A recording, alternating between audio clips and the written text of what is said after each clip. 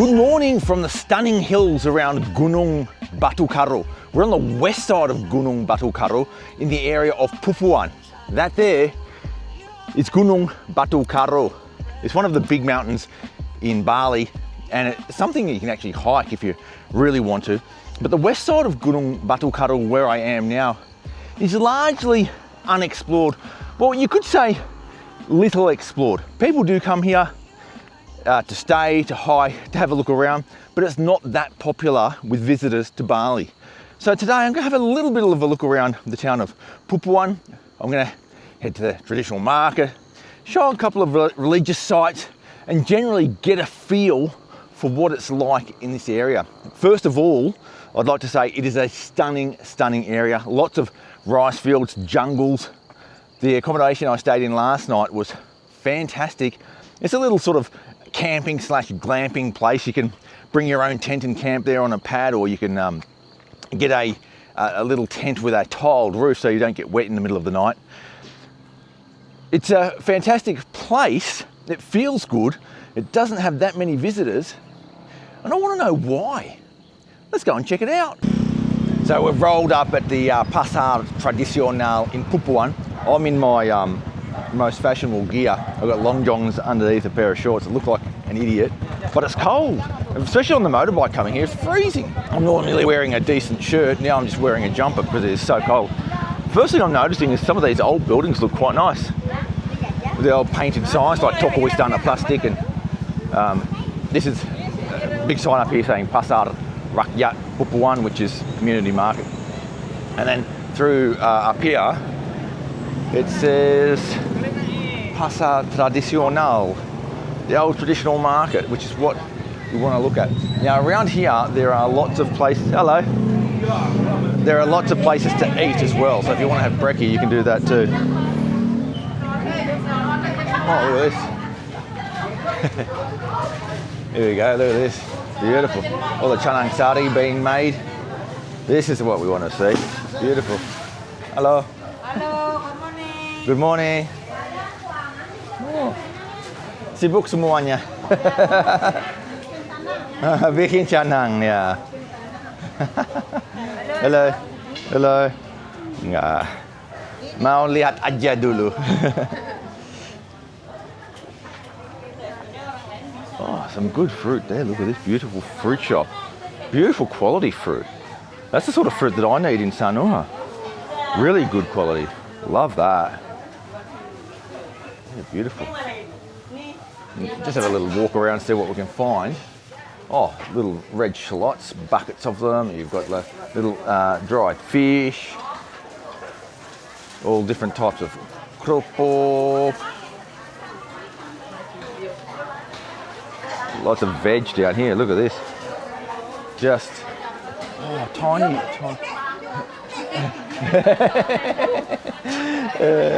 Lots of little pineapples, jackfruits. It's a great array of fruit and veg along here. Fantastic. I might go in here. Kacang panjang. They're the, I don't know, I think we call them snake beans in English. Aku nggak mau beli, tapi biasanya untuk satu bungkus berapa biasa? 4.000. Oh, 4.000. Murah banget. Ya, makasih ya. 4,000 for a small bunch of little snake beans there. That's what you're looking at. I'm getting into an area where there's lots of clothing, lots of children's clothing it seems, but I can hear chopping, so I think there's some meat being done as well. I don't really like to see the meat areas. I don't know if I'm going to show too much of it unless it's pretty low. Oh yeah, it's pretty standard. It's not bad. Around the back here we have a lot of fish. Lots of, some of them have been smoked as well. Look at those ones, all been smoked. That's interesting. Prawns. Oh, a bit of fish. Lots of different types which I'm not too aware of. And lots of salted, dried fish. Ikan asin. Oh, so that sort of stuff looks like a very meaty fish that's been dried and salted. And what you'll often get that in is like a Nasi Goreng, where you chop it into fine bits, and it gives you these big salt bombs right in the middle of the Nasi Goreng. It's a fantastic flavour. It's not ultra fishy, it's just ultra salty. And if you love that salty bang in your nasi goreng, it's unreal. You got all your little rhizomes here. I'm guessing it's turmeric, probably galangal or lesser galangal. They've got different ones. I actually get confused. The only one that I'm really familiar with is turmeric because it's orange. The other ones get all confused for me. Well, that's a little swing through those markets. I wouldn't mind getting a little bite to eat out here. See if I can find some snacks. No, yes. Oh, jajanan pasar ya. Jajan Bali. Jaja Bali. Ah. Mau. Lukis. Yang ini campur. Yang ini lak-lak. Lak-lak. Mau satu lak-lak? Lak-lak. Iya. Satu lak-lak berapa? 2.000. Ya. Satu aja. Ya.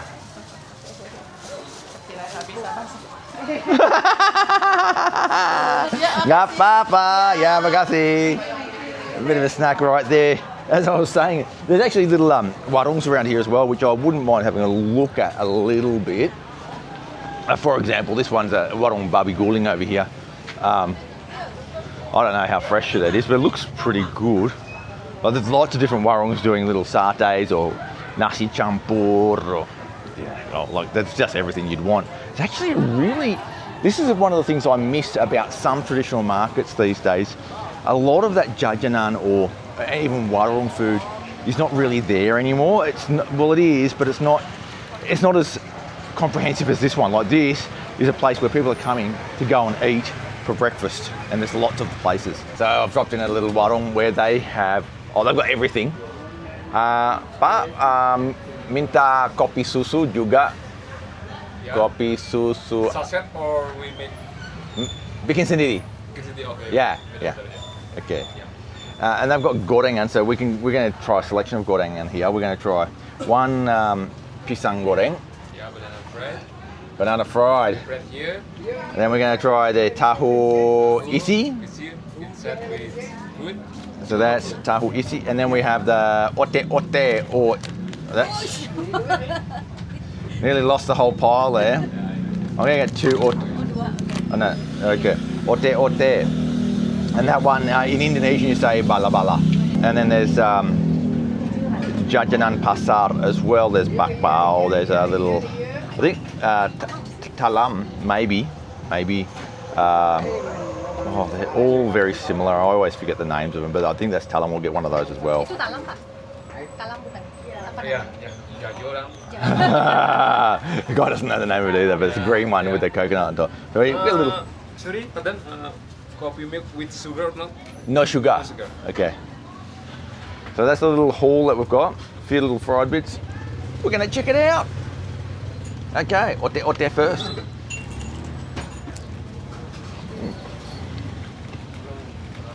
That's good. Still slightly warm. Really good. Ini cabenya, kalau mau. Enggak. So what that is, they grate a bunch of vegetables, usually carrot, and then they have a batter. So they put all the grated veggies, mainly carrot, into a batter, and then they fry it. The next one we've got is obviously, everyone knows the fried banana. That is still hot. Ooh, real hot. Very good. Very good. These are quite long bananas. Sometimes you get, in Indonesia, you get different types of bananas being used for frying fried bananas, depending on the region, depending on the style, but they always use their specific types of bananas. They won't just use any old banana because some are better than others for frying.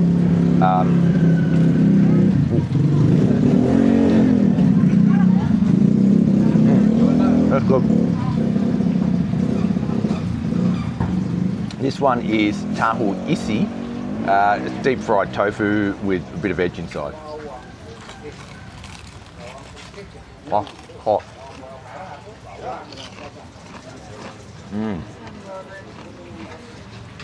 Oh yeah.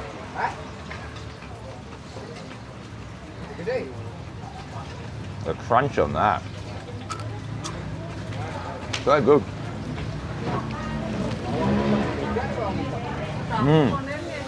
That has shredded cabbage and carrot in there. Beautiful, beautiful. All right, I might get stuck into this talam now. All right, talam. It's like a jelly, custard, a jelly custard, pandan flavouring, a bit of coconut on top. It's pretty, not, I don't know if say plain, but it's not plain. It's pretty simple. Is more to the point. And it tastes good. It's sweet, but it's not over the top sweet. This is all cheap stuff, you know. I don't know how much these are going to cost, but maybe a couple of thousand each. Possible to be less than that actually, but I don't know. Like if I was buying gorengan in Java right now, I would be expecting to pay probably 2,000 per piece or 1,500. You might get it cheaper, or might get it more expensive, but that's what I'd sort of expect in my mind because I know many years ago getting a bunch of them for 1,000 each. So it should be a little bit cheaper. Might be. Yeah, we'll see. While we're sitting here, all the fried bananas have been taken by other people, and so they're having to fry more. So you know that it's going to be really fresh. Gorengan often isn't really fresh. You'll get it when it's a little bit cold, and it's not as good. It's still good, but it's not as good. When you get it freshly fried, it's just perfect. Now, another thing you might have seen before in Bali in the old days is these sorts of things. This is a different variation. They do have different types. It's called peye. So you've got different ones. This one's actually got nuts in it. The other one I just showed you had, I'll show you. It's got those mung beans in it. And I remember when I was first going to Bali some time ago, you sometimes would get a bowl of nuts at the table when you first arrived. I used to love those like sort of warm nuts. I used to love those warm nuts that you used to get at the table, or sometimes a bowl of those crackers, which I really, really loved.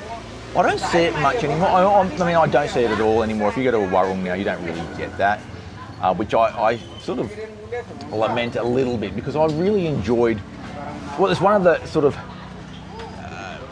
things, one of the routines you get into when you're in Bali. That for me was like that little starter thing, just to keep you keep your stomach full while you're waiting for your food. They don't really do it much anymore, but those things in particular peye, which I'm going to buy a couple of packets of, I really love. They're still available in the traditional markets, along with a lot of other crackers you might have had in the old days in Bali. Love it. The guys made me a coffee with milk, but not a packet one. I guess it's just like a powdered coffee. You just whacked a bit of milk in there. Oh, it's quite nice too. It's sweet. I hasn't got to put any sugar in it, and maybe it's just the milk. It's got some condensed milk in there, maybe. It is quite thick. It is quite thick, so that's where I would imagine the sweetness is coming from. Very nice. So the guys just fried up a new batch of fried bananas, but this one, he said, is with a different batter, purposely. It's not like he ran out of ingredients for the other one. And he's just given it a little bit of colour. It's boiling hot, but I just have to eat it. These, by the way, all the gorengan is 1,000 per piece, which I think is a pretty good price. Just goes to show that your barometer of proper prices here in Indonesia can be way off. And I was thinking I'd pay 2,000 for it, when really the price is only 1,000. So that happens a lot because prices are so variable depending on where you're eating your food. You go to a tourist attraction, a local tourist attraction where they've got gorengan, a guy selling these, he might be charging 2,000, and that might be okay. It's not a rip-off price, it's just the correct price, but it's at a tourist attraction. And so, yeah. Prices are highly variable. Don't think you're being ripped off all the time by a higher price. You might be, but it might just be the circumstances. Well, now, go better. So I'll tell you what's going on there. That's a much more fluffy and puffy batter, much more. And what it's done, it's actually mashed up the banana a little bit inside. It's boiling hot, so it's almost like baby food banana. It's got a bit of firmness to the banana, but the puffiness is just like almost like a cake batter. Oh, so good. So for 20,000, I got a coffee, I got 4 gorengan, I got 1 cake, and I got 2 big bags of those peye, The paella are actually 5,000 each. So without those, for 10,000, I got 4 gorengan, 1 cake and 1 coffee. I mean, that's incredible, isn't it?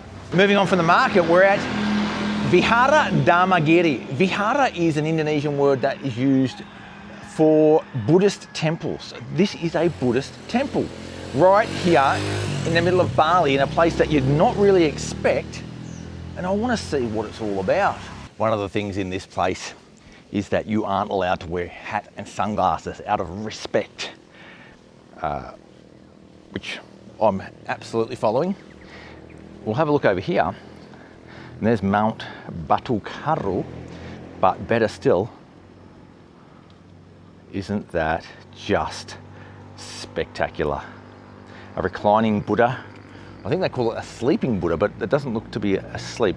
I'd call it a reclining Buddha, and it's just wonderful, wonderful, wonderful reclining Buddha with that view.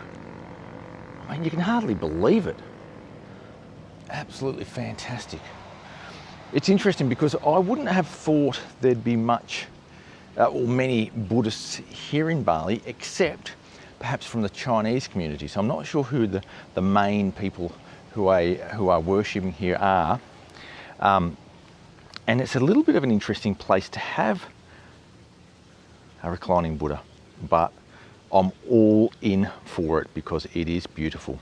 There's a couple of beautiful little gardens here as well. The location of this particular vihara, just south of Pupuan. So if you're in the Pupuan area, definitely drop by. You've got to give a little bit of a donation before you come in, but it's your choice about how much you want to give. There's also an inner area where you can go to pray. Because I won't be praying to Buddha today, I won't go inside, but you can see a little bit from the outside. There's a golden Buddha inside, and it just looks beautiful. So if you are Buddhist, or if you just want to go and pray to Buddha, definitely go in there and have a look around and have a bit of a pray. It's a wonderful little spot, honestly. Honestly, so peaceful too. It opens at 8 a.m. and I'm here just after 8 a.m. So there's no one else here. So this place has been here now since 1997. So it's got a bit of age on it already, almost 30 years. And it still looks very beautiful, very well kept. They've got a groundsperson which is doing the sweeping and keeping it immaculate. It's also all of a sudden got very hot. So all these clothes I'm wearing now are totally inappropriate for the day ahead. I'm boiling. I don't even have a t-shirt underneath this jumper. I'm just so hot. The next place we're off to is a place called Pura Siwa, which is pretty close to here as well. All of this stuff is in pretty close proximity. Pura Siwa, don't know what it's about, but we had some of the locals saying you've got to go there. So that's what we're going to do. So we've arrived at Pura Siwa on the slopes of Gunung Batukaru at about 1,100 meters above sea level. Luckily, it's a little bit cooler up here. It's a really steep road to get up here from the Pujungan area, which is near Pupuan. A really steep road, actually. I had the motorbike almost at full revs going the whole way up. Now, this is also a starting point, as you can see from the sign there, to climb Gunung Batukaru. You can actually climb up this side and climb down the other side. Like you could get a driver to take you here to the start point, climb up and then down the other side. It's a pretty long haul up that Batukaru. And I know people have gone missing in the past there and died and so forth. So it's always advisable to have a guide when you climb Gunung Batukaru. That's what I would advise, just so that you don't get lost, and if you need help, there's someone there to help you. But already, this is quite beautiful. This temple, little statues around the place. And as you walk up this path, trying to catch my breath. They even have a little property here which you can, well, it says house for rent, but I guess it means you can come and stay here. Oh, it looks beautiful too. I bet you that's got a great little view. That would be a great place to sort of stay if you wanted to climb the mountain the night before, go and stay the night before, so you can get up, at the crack of dawn, maybe even, 5 a.m., 4 a.m. and hike straight away. This is the entrance to Pura Siwa. It's interesting because it's spelt on the sign back there with a C, but on this sign it's spelt with an S, because if it was a C, it would be Chiwa, wouldn't it? That's interesting. Now, I was just speaking to a guy back there. He thought we wanted to climb the mountain, and it's 50,000 rupiah to climb the mountain, and you can go without a guide apparently. And he said it's no problem because it's really easy. He said it's like jalan tol. It's like a toll road up there. It's easy. Well, not in terms of physical exertion, but easy in terms of not getting lost. That's what he said. I said, but hang on, weren't there a bunch of people that went missing here? And he goes, oh yeah, there was only one, but they went the wrong way. Now I don't know all about that. He knows more than me. So that sounds like a pretty a pretty good sort of recommendation. You can actually do it on your own, and it's not that big a deal. 1,000 meters of elevation from here, he said, but the view from the temple is like that. And it is just a wonderful view. That was that little guest house thing that I was talking about, but I don't know if it's operational. There's a little sign before you start coming up these steps that says, please take your shoes off. It's in Indonesian, so you probably wouldn't know if you don't speak Indonesian.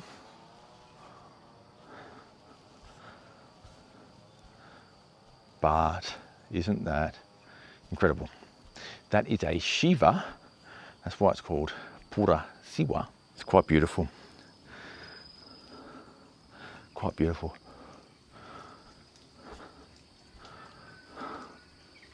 Certainly a place to come if you're in the area.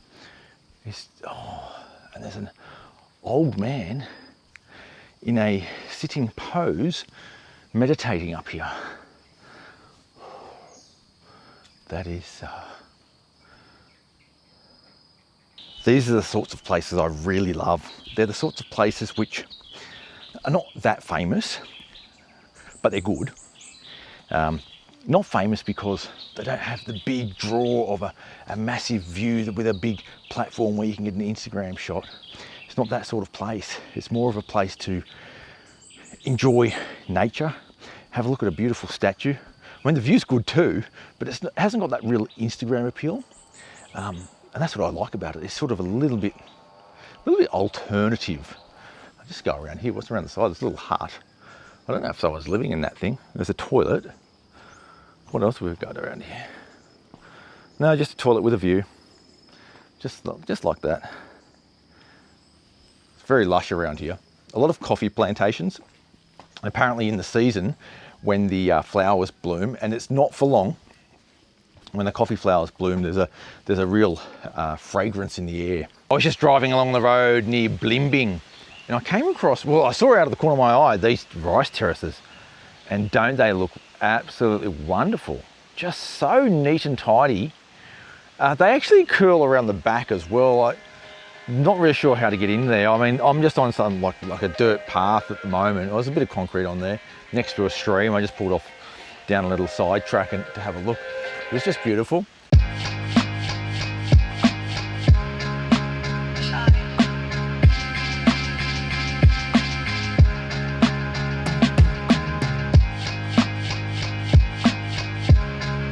A beautiful little cruise through the rice fields here on our way to a lunch place that is highly recommended.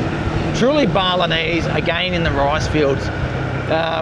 You know, we're going real bush here, right off the tourist trail, which we love, but totally accessible by everyone. I actually love riding along these sorts of roads, complete freedom, especially when the roads are good. Today, lunch is at a place called Standar Lokal, sort of a nondescript little house in the bush, and they're famous for their Balinese sausages. Now, you have to book this place in advance because they make all of their Balinese sausages fresh. They want to make sure that they get the right number of people for the right number of sausages they make. Basically, you can't just roll up here and expect to get fed. So the way to do this is to contact them through Instagram. I'll put that on the screen right there, and then through WhatsApp or whatever, and make a reservation for a particular time on a particular day. Now, I'm saying that in advance because this place has a reputation which is unbelievable.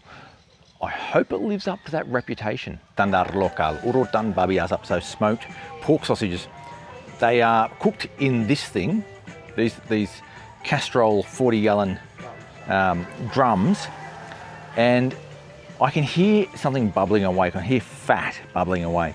Now, I don't know if that's the fat from the bubby or if it's somehow deep fried. I'll have to find out. The dining area of this place looks a little bit like this. It's like a little tent. There's some lights in there as well, just to brighten it up a little bit. There we go, just saw the guy take one out. Look at this. Oh, wow. Hello. That's the noise I'm hearing. The noise I'm hearing is actually the fat coming from the sausage itself. Big curled up sausage, oh my God. And all the fat dripping down into the fire, causing more smoke. Look at it, beautiful, beautiful. He's got about 6 of them going at the moment.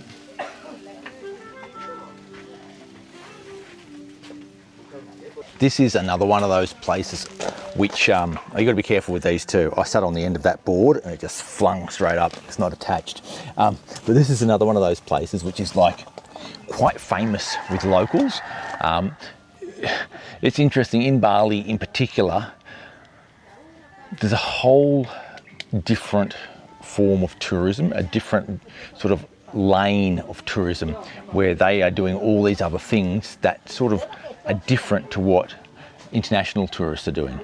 And a lot of the things they're doing are very interesting to international tourists, but the 2 lanes never seem to meet in the middle. And that's to do with culture, do with price, do with individual tastes on what is good food and what's not, whether people have preferences for drinking a beer when they have their food. This is a classic Indonesian viral type of place, and you would see them all through Indonesia, especially in a place like Bandung where I came from. There was lots of places like this which are people returning to the kampung, eating local food in the kampung in a forest setting or in a rice field setting, and that's very popular right now here in Bali as well. The menu here is a set menu. You can't choose what you want, so you just basically get it whatever they serve up, and there's a minimum of 2 people. And this is what it comes with. So this is a 2-person set. It only costs 120,000.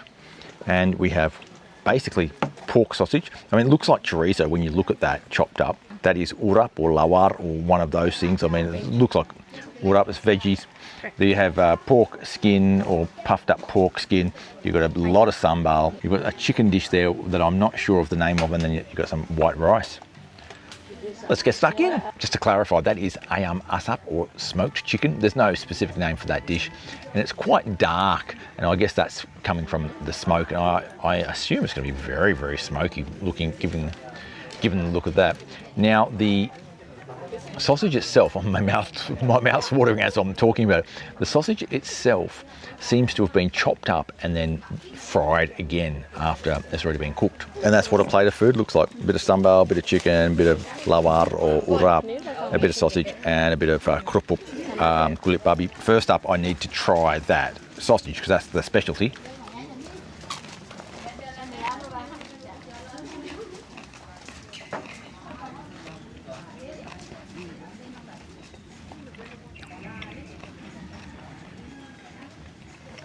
Wow. The reason I'm taking so long to describe it is that there are so many flavours punching in from every angle. I've got a very smoky flavour. I've got a bit of spiciness there. It reminds me of, I've got the pork there.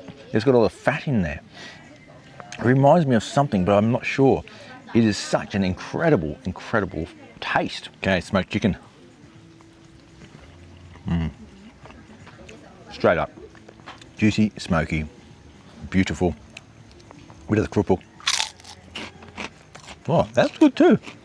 It's not dry. Sometimes you get down those and they're dry.